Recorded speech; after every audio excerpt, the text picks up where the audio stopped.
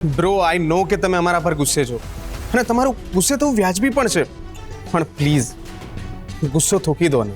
જો રાવ, મેં તને કહ્યું હતું કે તમે લોકો પોતાની જાતને આ ઘરના સભ્ય સાબિત કરો, પણ એ આ રીતે કપડાં ઇસ્ત્રી કરીને કે શૂઝ સાફ કરીને નહીં થાય. માણસને અંદરથી બદલવું પડે. દીદી તું પણ આ બધું કરીને મને નીચે દેખાડવાનો પ્રયત્ન ના કરીશ. જો તને સાચે જ પસ્તાવો થતો હોય ને તો આ તક તને વારંવાર નહીં મળે. પોતાની જાતને અંદરથી બદલ. અરે બ્રો, તમારા શૂઝ કેટલા ગંદા છે, તમે આવી હાલતમાં મીટિંગમાં જશો? બ્રો તમે બેસો.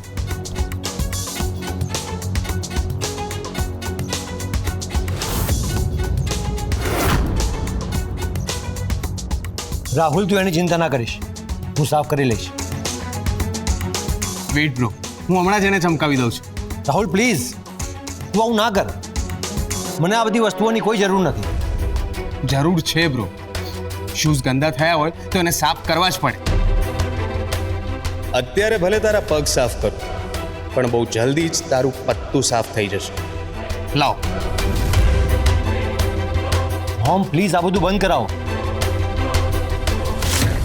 મને ભલે ગમે તેટલી તકલીફો પડે, છતાં હું આ કામો કરીશ, કારણ કે મારે આ ઘરમાં પગ ટકાવી રાખવો છે.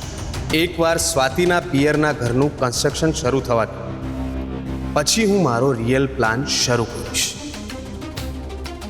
અમારું નસીબ સાચે જ ફૂટેલું છે. કેવા કેવા દિવસો જોવા પડે છે.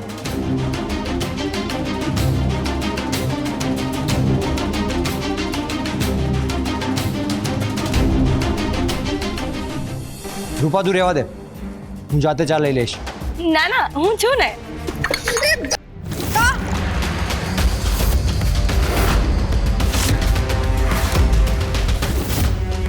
રૂપા, તું શું કરે છે? સ્વાતિ, ચાલ પહેલા તારા પગ પર પાણી નાખી દે. અરે ના ના સિદ્ધાર્થ, કંઈ નથી થયું, હું ઠીક છું. રૂપા, આ શું કર્યું તે? તારાથી એક નાનું સરખું કામ પણ સરખી રીતે નથી થતું. મોટા મામી, મેં આ બધું જાણી જોઈને નથી કર્યું. એકચ્યુઅલી મને સવારમાં આટલું બધું કામ કરવાની આદત નથી ને, એટલે થોડું આઘું પાછું થઈ ગયું. હું હમણાં જઈને ફર્સ્ટ એડ બોક્સમાંથી એના માટે ટ્યુબ લઈને આવું છું. ઠીક છે, જા, પણ જલ્દી લાવજે. હા.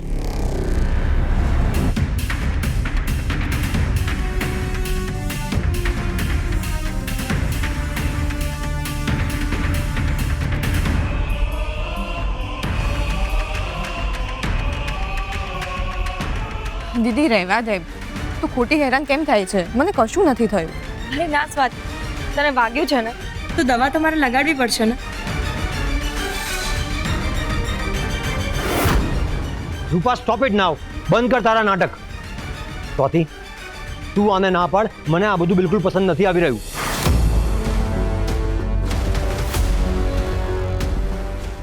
બ્રો આઈ નો કે તમે અમારા પર ગુસ્સે છો અને તમારું ગુસ્સે તો વ્યાજબી પણ છે, પણ પ્લીઝ ગુસ્સો થોકી દો ને. જો રાવ, મેં તને કહ્યું હતું કે તમે લોકો પોતાની જાતને આ ઘરના સભ્ય સાબિત કરો, પણ એ આ રીતે કપડાં ઇસ્ત્રી કરીને કે શૂઝ સાફ કરીને નહીં થાય. માણસને અંદરથી બદલવું પડે. દીદી તું પણ આ બધું કરીને મને નીચે દેખાડવાનો પ્રયત્ન ના કરીશ. જો તને સાચે જ પસ્તાવો થતો હોય ને તો આ તક તને વારંવાર નહીં મળે. પોતાની જાતને અંદરથી બદલ. રિંકુ, તમે અત્યારે અહીંયા? હા, સ્વાતિ દીદીને મમ્મીના હાથનો બનેલો ગાજરનો હલવો બહુ જ ભાવે છે ને, એટલે ખાસ એ આપવા આવી હતી. પણ અહીંયા આવીને તો મારું દિલ ગાર્ડન થઈ ગયું. કેમ? એવું તો તમે શું જોઈ લીધું? અરે સામે હમણાં એટલું સુંદર દ્રશ્ય હતું ને કે જાણે કુદરતી દ્રશ્ય જોતા હોય ને એવું લાગે. સારું, તમે બેસો, હું હમણાં આવું. હા. કેમ દીદી, મજામાં ને? ભાઈ, મેં બધી જ ફાઇલ્સ ગાડીમાં મૂકી દીધી છે. આજે એની જરૂર પડશે મીટિંગમાં. બ્રો હવે તમે ઓફિસે જવા માટે એકદમ રેડી છો. સિદ્ધાર્થ, આનો ટિફિન અને સમયસર જમી લેજો, હા, નહીતર ફરીથી તમારી તબિયત બગડશે. Thank you. અને જો મારી તબિયત બગડશે ને તો ઓફિસેથી આવીને આરામ કરીશ અને પછી તારી પાસેથી વ્યાજ સાથે સેવા વસૂલ કરીશ.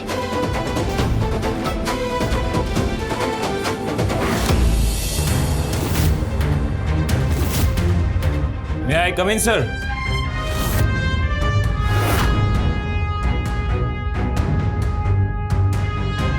અનિકેત, તમે અહીંયા?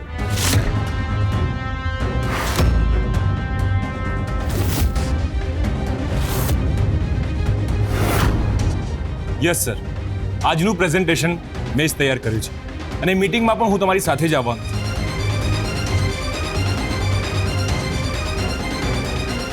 અને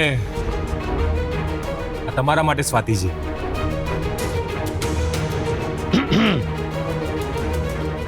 મેડમ બોલો. I am really sorry sir.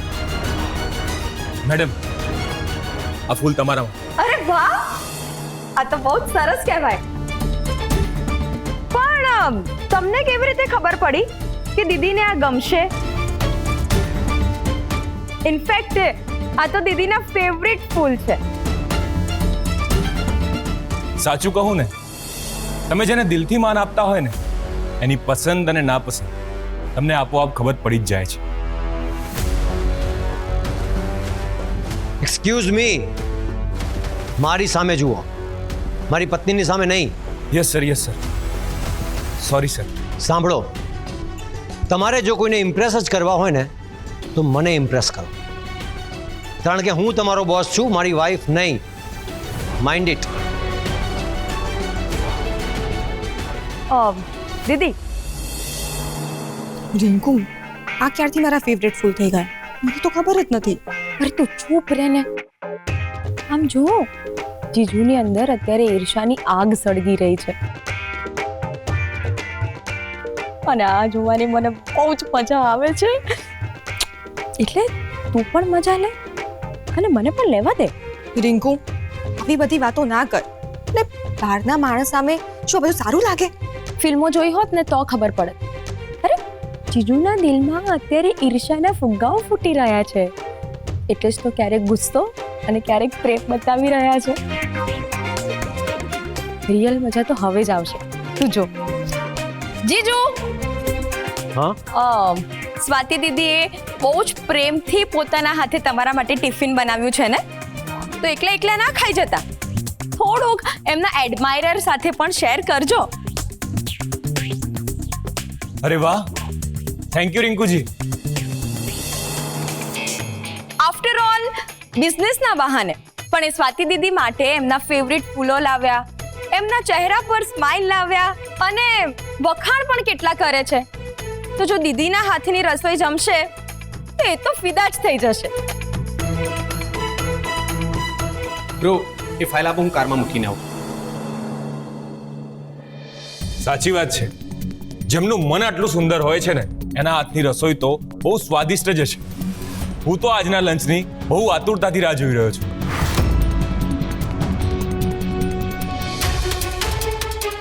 Mister Aniket, આ જમવાનું મારી પત્નીએ ફક્ત મારા માટે જ બનાવ્યું છે અને એ અહીંયા ફૂડ ટેસ્ટિંગ માટે નથી આવી. અને મહેરબાની કરીને તમે તમારા પ્રેઝન્ટેશન પર વધારે ધ્યાન આપો ને તો સારું. ચાલો. આ માણસ મારી સાથે આટલી બધી વાતો શું કામ કરી રહ્યો છે?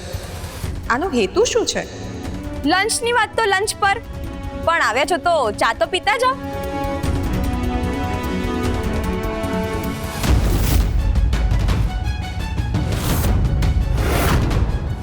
અરે સોરી.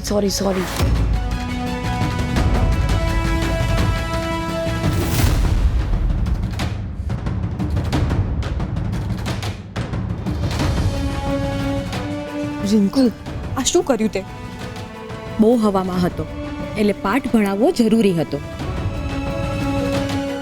It's all right. આપણે રસ્તામાંથી નવો શર્ટ લઈ લઈશું. We are getting late for the meeting. ચાલો.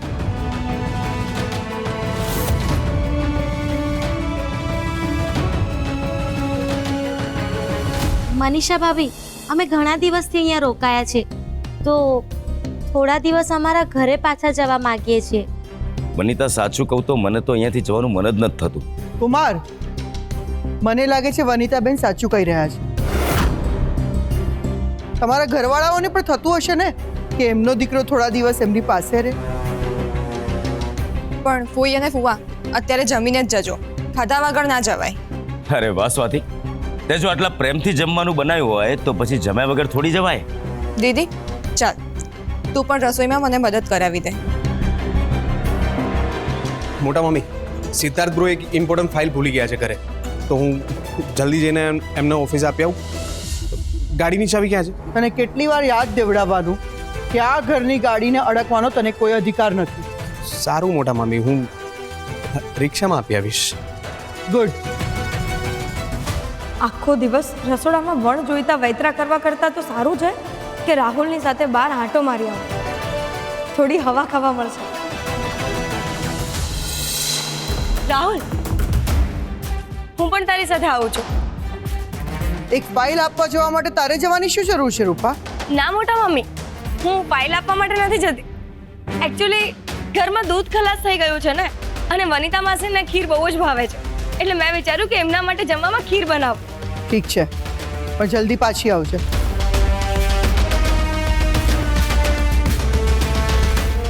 અરે વાહ રૂપા દીદી, હા શું ચમત્કાર થઈ ગયો. આપણા ઘરે જ્યારે મીઠું ખલાસ થઈ જતું હતું ત્યારે તું પાડોશીને ત્યાંથી લઈ આવતી હતી, પણ બજારમાં ક્યારેય નહોતી જતી. અને આજે તું પોતે દૂધ લેવા જઈશ? રિંકુ, તું વચમાં ના બોલે તો સારું છે. હું આ ઘરમાં બધા સાથે સંબંધો સુધારવાની ટ્રાય કરી રહી છું, અને એમ પણ આ ઘરમાં બધાને ખુશ રાખવાની જવાબદારી મારી છે.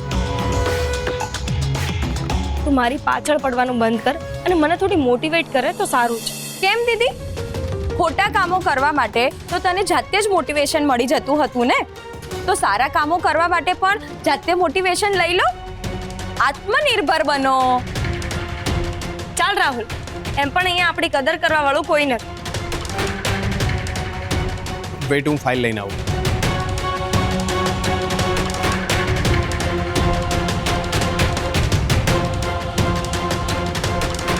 ચાલુ કર.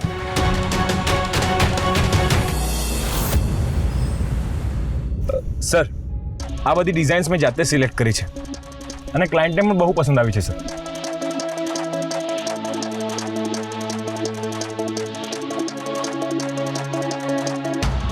ઓ અચ્છા, એમણે એક કોટેશન મોકલ્યું છે, એ તમે ચેક કરી લો, અને પ્રાઇસમાં કેટલો ડિફરન્સ રાખવો છે એ પણ જોઈ લો સર.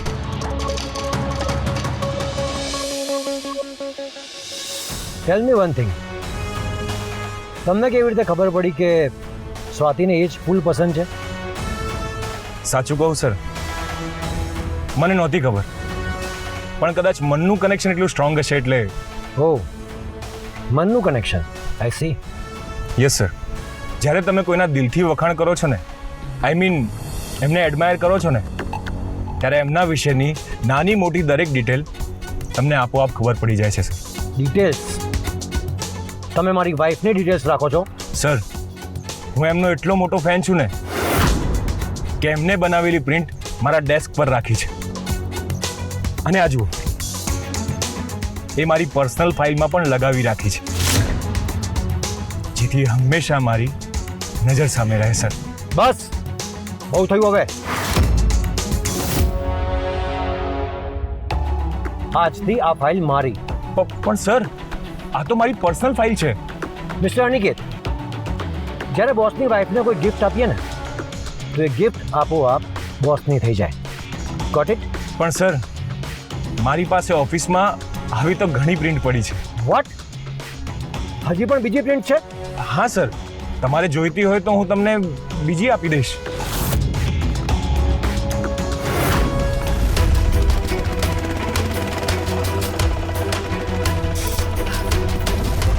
અરે બાપરે, બહુ જ ગરમી છે. મારી તો ચામડી બળી ગઈ આખી. રાહુલ, તારું મોઢું આવું સડેલા રીંગણા જેવું કેમ થઈ ગયું છે? અરે હું તને પૂછી રહી છું, જવાબ તો આપ. રૂપા, હું તને છેલ્લી વાર કહી રહ્યો છું, જો હવે એક પણ શબ્દ બોલી છે ને તો ચાલતી રિક્ષામાંથી ધક્કો મારી દઈશ. રાહુલ, તો એક નંબરનો કંજૂસ છે. તારી સાથે આવી રીતે બહાર નીકળવાનો કોઈ જ ફાયદો નથી. હું કંજૂસ છું? મેં તારું શું લૂંટી લીધું છે? અરે જો તું ઈચ્છત ને તો આપણે મસ્ત હમણાં એસી ટેક્સી કરીને જઈ રહ્યા હોત, પણ ના, તારે તો પૈસા બચાવવા છે ને, તો લો ભોગવો આ ગરમી. જો તો ખરી, હું પીગળેલી આઈસ્ક્રીમ જેવી થઈ ગઈ છું. આખો દિવસ બસ મોટી મોટી ફેંક્યા રાખે છે. ટેક્સીમાં જઈશું તો ટેક્સીના ભાડાના પૈસા કોણ, તારા પપ્પા આપશે? એ રાહુલ, મારા પપ્પાનું નામ ના લઈશ, કહી દઉં છું હું તને. અરે તો શું કરું? હું તો શાંતિથી મારા કામે જઈ રહ્યો હતો, પણ તું, હું દૂધ લેવા આવીશ, દૂધ લઈ આવીશ, નક્કામી મારા માથે ચડીને બેઠી છે.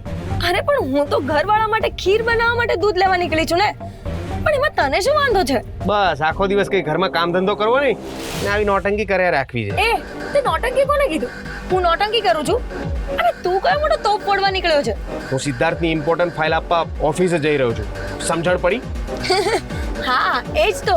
તું તારા ભાઈ સિદ્ધાર્થને ફાઇલ આપવા ઓફિસે જઈ રહ્યો છે, હે ને? અને એ પણ આ રીતે રિક્ષામાં ધક્કા ખાતા ખાતા.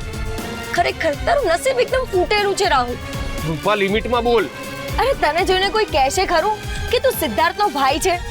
ના, દુનિયા તો તને એનો પર્સનલ નોકર જ કહેશે. આજે ભલે હું નોકર છું, પણ યાદ રાખજે રૂપા, કાલે એ ઘરનો માલિક પણ હું જ બનીશ. કેમ બોલતી બંધ થઈ ગઈ? આવી ગઈ ને અક્કલ ઠેકાણે? આખી ગેમ બહુ જલ્દી જ પલટાશે. સિદ્ધાર્થ રસ્તા પર આવશે અને હું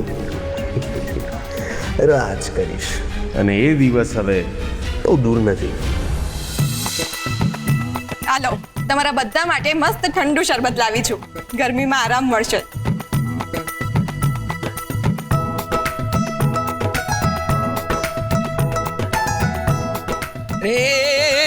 જરા ધીમે, કોઈ ભાગ નહીં પડાવે અહીંયા.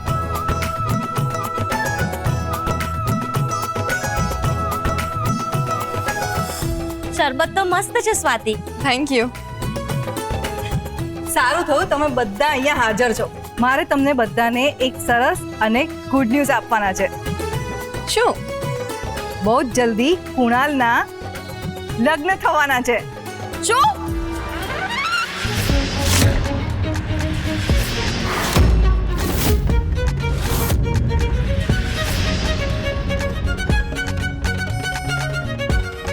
કૃણાલના લગ્ન થવાના છે? પણ ક્યાં, ક્યારે અને કોની સાથે? ભાભી કંઈક તો બોલો. અરે વનિતાબેન, એ તો બસ અચાનક બધું નક્કી પણ કરી દીધું. અમને તો પારકા જ બનાવી દીધા ને. અરે વનિતાબેન, મારો એવો અર્થ નતો કે તમારી જાણવાર કંઈ થાય છે. પણ જે આ બોલ્યા એ લગ્ન કોની સાથે અને ક્યારે થશે એ તો આપણે બધા ભેગા મળીને જ નક્કી કરીશું.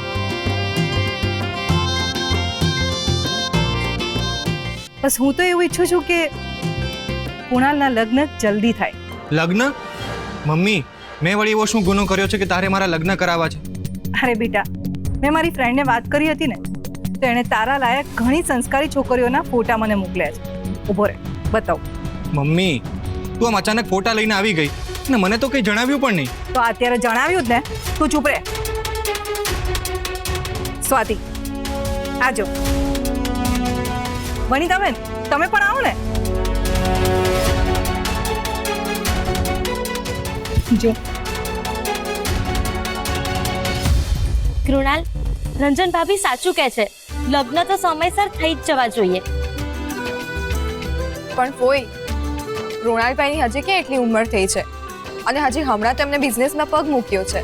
તો તું શું કહેવા માંગે છે સ્વાતિ? એટલે આટલી જલ્દી એમના લગ્ન કરવા એ શું યોગ્ય ગણાશે? એમને થોડો સમય આપવો જોઈએ.